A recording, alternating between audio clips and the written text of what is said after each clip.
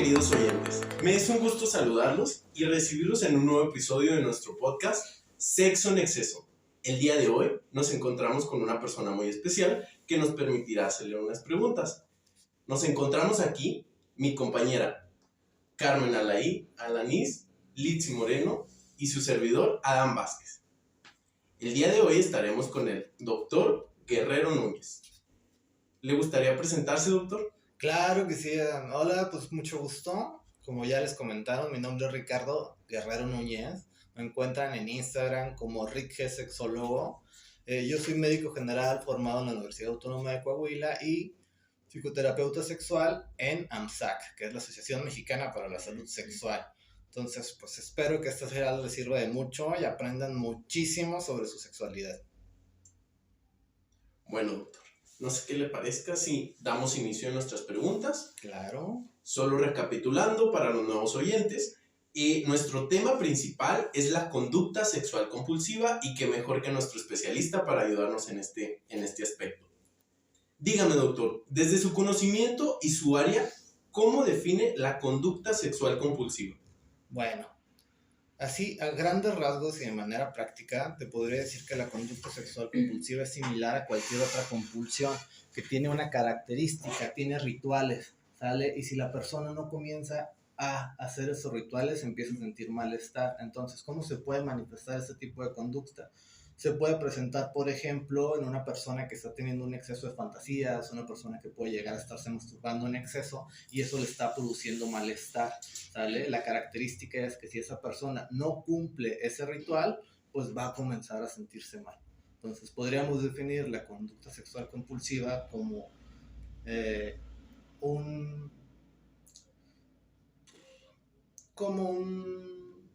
una obsesión, un ritual que es necesario cumplir para poder desenvolverme de manera normal en mi vida sexual.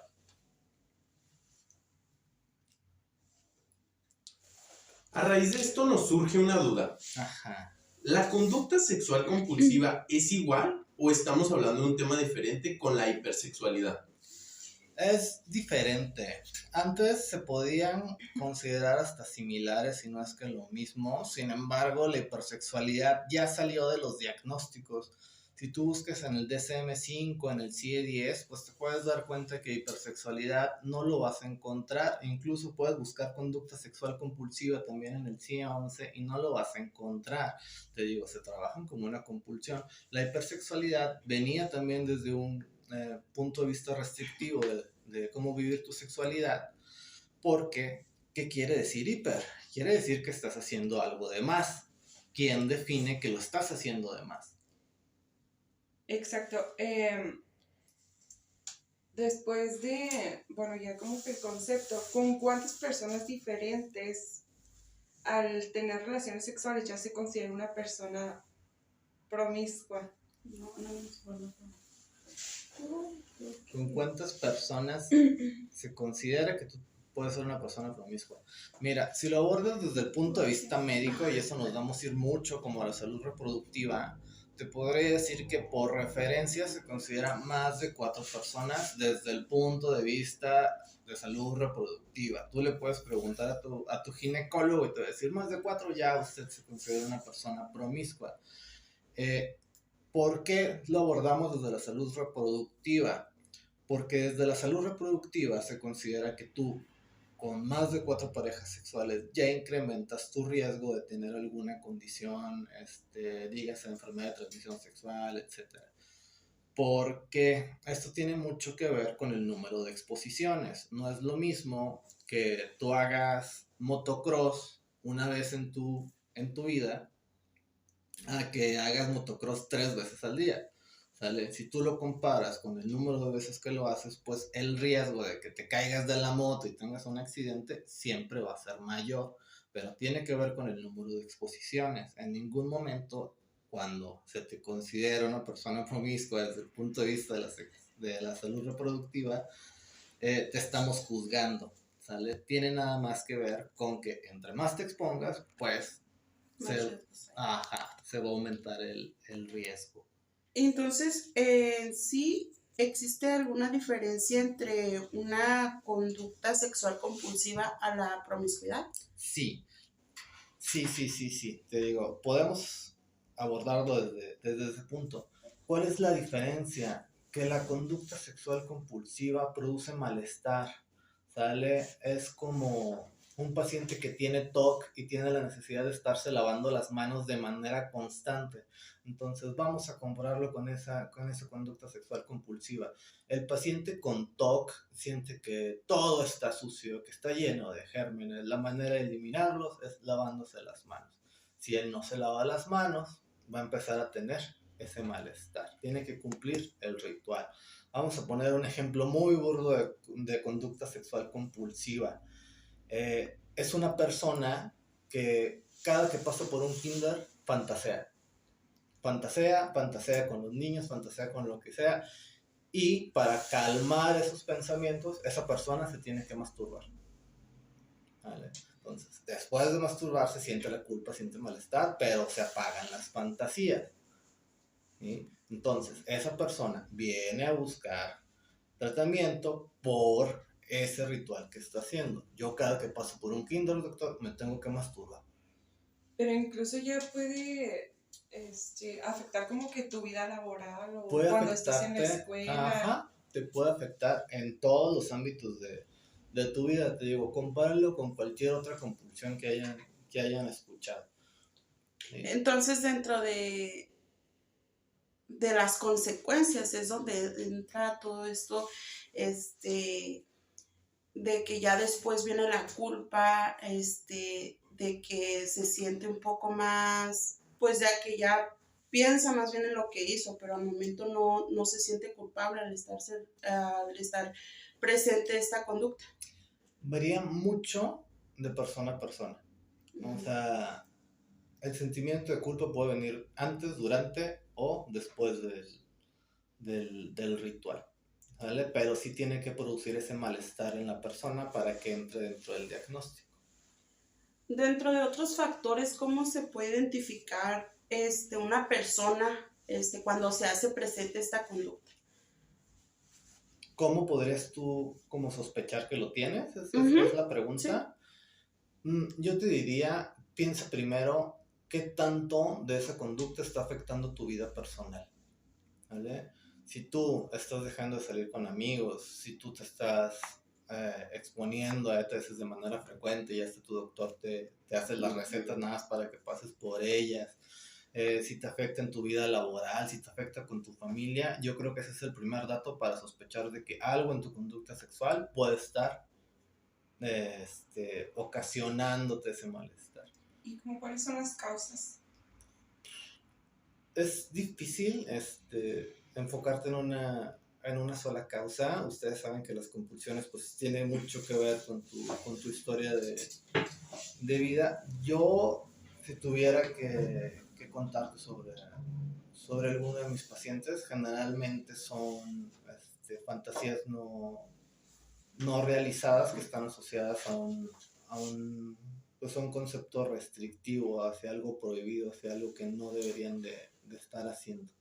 Pero cada paciente es diferente, ¿sale? Nosotros vemos enfermedades, no vemos una sola patología. Cada paciente es diferente y cada paciente puede tener su propia historia de vida que lo lleva hacia el mismo punto en diferentes casos. ¿Y con qué frecuencia se presentan estos pacientes aquí en su consultorio? Es muy raro, de verdad. La conducta sexual compulsiva no es algo frecuente. De hecho, es muy raro. Generalmente la gran mayoría de mi consulta va a ser todo lo contrario. Son personas que vienen justamente de este dogma de la sexualidad restrictiva y vienen a tratar de a lo mejor ser un poquito más promiscuos, empezar a vivir su sexualidad de una manera un poquito más libre. Lo más cercano que te podría decir y relativamente reciente es un paciente que tenía que masturbarse de manera frecuente, aproximadamente unas 9 veces al día. ¿Sí? Pero te digo, son casos poco frecuente. No es tan común como la gente piensa.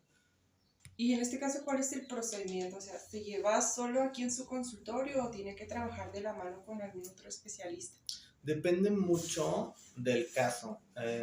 La gran mayoría de las veces, si llega a ser necesario, yo me apoyo de los psiquiatras.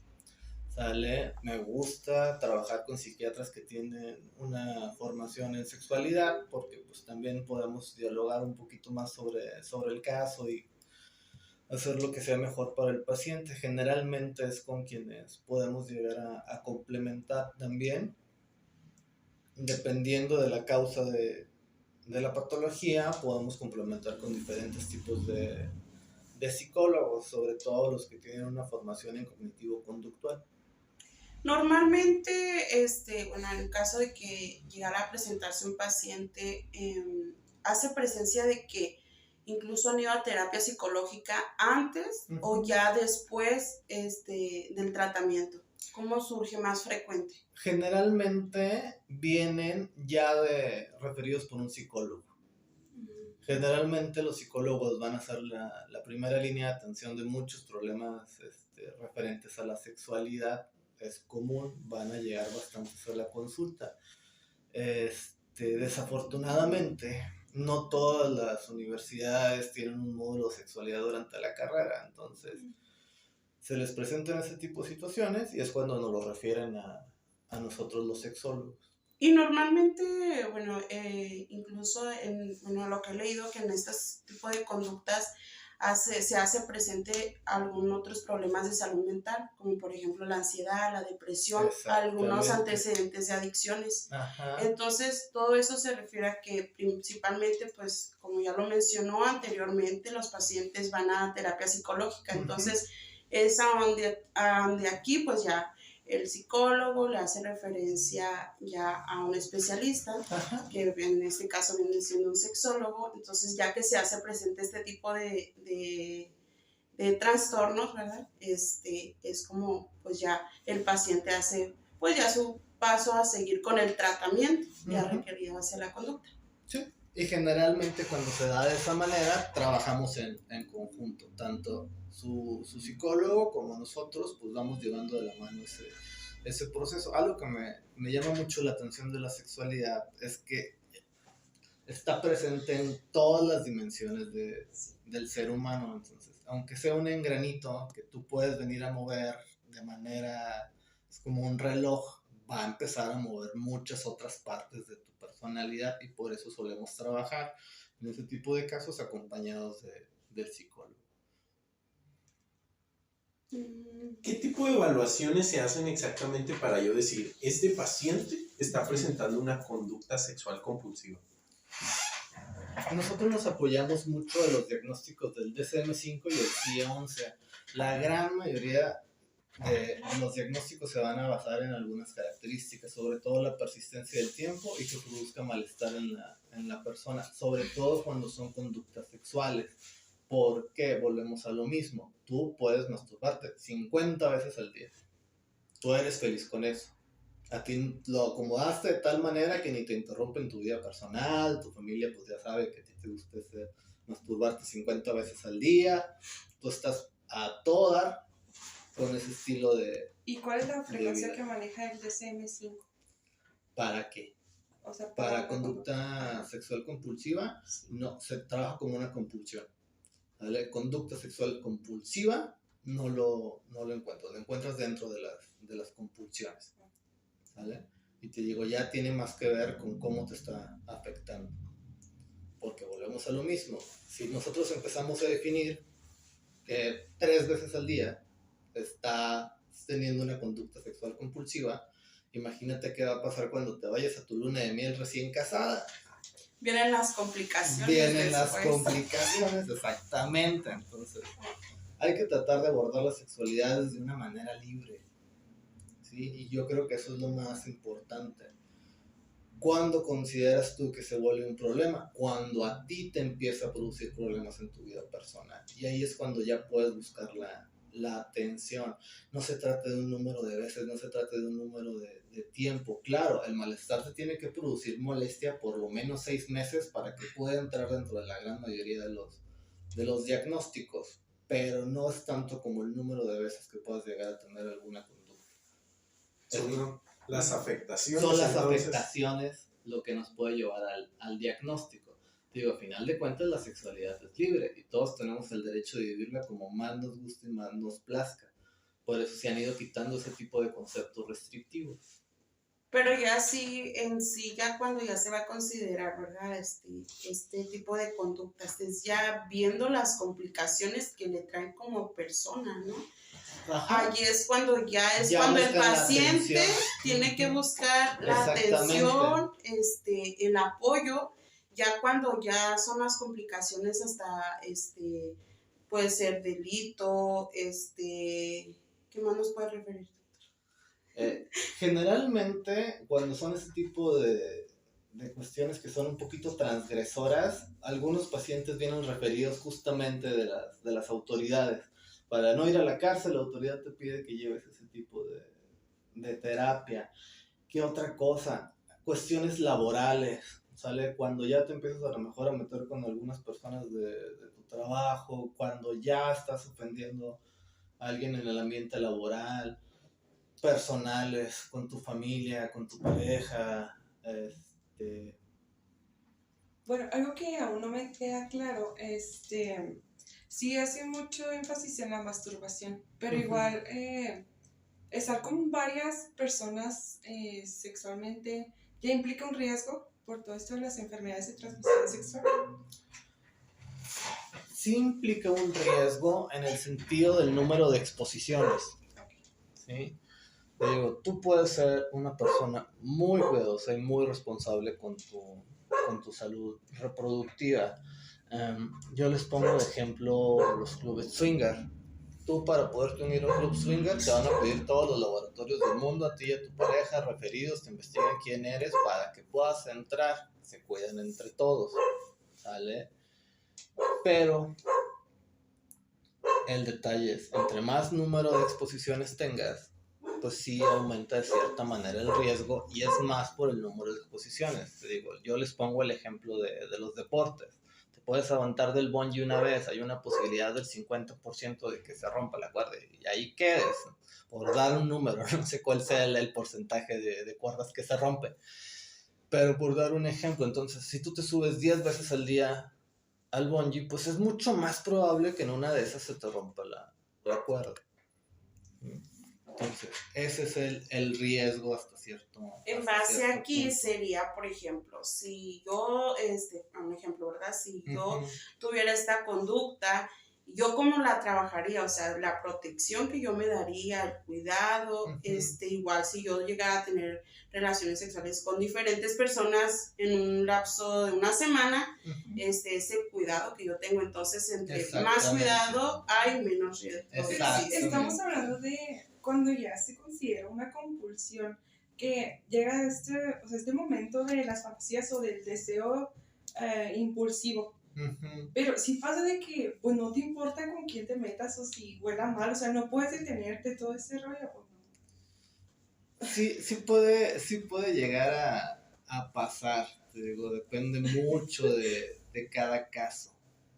O sea, pero sí puede llegar a pasar. Por ejemplo, una persona que tenga un trastorno bipolar y esté en su fase maníaca, lo que quiere es coger. Con quien sea. Lo que quiere es satisfacer esa necesidad. Digo, y ese es el riesgo. Okay. O sea, ya no tuvo los cuidados necesarios, ya no sé. Ella lo que quería era, ¡pum!, necesito satisfacer esta necesidad en este momento. ¿Vale? Podemos darte el ejemplo también a lo mejor de una persona con compulsión. Esa persona para tener relaciones necesita estar 100% segura de que su pareja o la persona con la que va a tener relaciones esté limpia, ¿no? Y cada que va a tener relaciones le pasa un wipey de esos de Lysol por todo el cuerpo, y si no lo hace no puede tener relaciones, ¿vale? Entonces de eso se trata. A raíz de esto, doctor, me surge una duda. sabe, como seres humanos usamos términos muchas veces que ni siquiera sabemos su significado. Con la llegada de las redes sociales y las películas surge este término de ninfomanía. Estamos hablando de algo diferente. No, estás hablando de un término que se usaba el siglo pasado. O sea, es un concepto donde se tomaba como adicción al sexo, como cualquier otra adicción. Tú puedes ser adicto al café, puedes ser adicto al cigarro, ¿vale? Pero se trabaja como una adicción. Ya no se trabaja el término de ninfomanía como tal. Pero sí, es similar a la adicción al sexo, pero es un término ya Obsoleto. para fines clínicos y para fines de tu práctica profesional, sí un poquito obsoleto. Para los medios de comunicación, para hacer a lo mejor una película, cualquier cosa, pues te funciona. Pero ya no como un término para tu práctica clínica. ¿Vale? Te digo, puedes manejarlo como una adicción, como una compulsión, como una parte de un episodio maníaco, pero ya un término definido como tal, como lo era la ninfomanía, que era la adicción exclusivamente al sexo, ya no se maneja. Pero parece sí el tratamiento como que por sesión, ¿cómo trabaja usted? Te digo, varía mucho de paciente a paciente, pero generalmente nosotros comenzamos el tratamiento, dependiendo de cuál sea el caso, vamos a ponerlo, por ejemplo, con una persona que tiene la compulsión. Lo primero que hacemos es iniciar un medicamento. En este caso se suelen utilizar los inhibidores selectivos de la recaptura de serotonina, el que quieras. Normalmente empezamos con fluoxetina.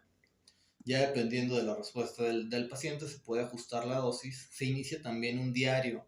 ¿Sabe? La finalidad del diario es que la persona identifique los detonantes de esa conducta, los rituales que tiene que hacer y la resolución y los sentimientos que vienen, ¿sale? Y nosotros lo empezamos a trabajar de esa manera. Entonces, cuando tú vienes a la terapia, nosotros lo que queremos saber es de dónde vienen esas fantasías, por qué tienes esa necesidad de cumplir el ritual, qué pasa si no lo cumples, cómo podemos ayudarte a que vayas ¿O qué pasa cumpliendo también ese... si los cumples? Ajá, y que vayas volviéndote de cierta manera un poquito más consciente de tu entorno y de cómo te estás comportando. Es poco a poquito. Sí, vale, en fases sucesivas. Ajá. Te digo, ya si se debe a un trastorno psiquiátrico que puede llegar a ser un poquito más complejo, etcétera, pues ya lo referimos también con psiquiatría para que nos ayude con el manejo farmacológico un poquito más establecido. Dentro de sí, ya para algunas prevenciones para los oyentes, cuando ya sienten que a lo mejor se han estado identificando, ¿verdad? Con este tipo de cuestiones en las cuales estamos dialogando, entonces algunas prevenciones que puedan presentarse. Número 1, yo les diría, trabajen su inteligencia sexual. Trabajar la inteligencia sexual es clave. ¿Por qué? Porque si tú me trabajas la inteligencia sexual, yo sé que eres una persona que va a investigar de manera activa sobre su sexualidad, que va a buscar información científica, que no se va a quedar con lo que viene en un TikTok, que no se va a quedar con la información que viene en un reel, en una imagen. Vas a investigar ya de manera puntual. La otra, analicen y hagan ese ejercicio de autorreflexión de cómo están llevando su vida sexual, ¿vale? Y por último, eso forma parte también de la salud sexual. Háganse sus chequeos anuales. Todos tenemos que hacernos un chequeo anual. Recuerden que hay infecciones que a lo mejor no siempre se ven a la primera ni comienzan a dar datos, dígase VIH, dígase por ejemplo VPH.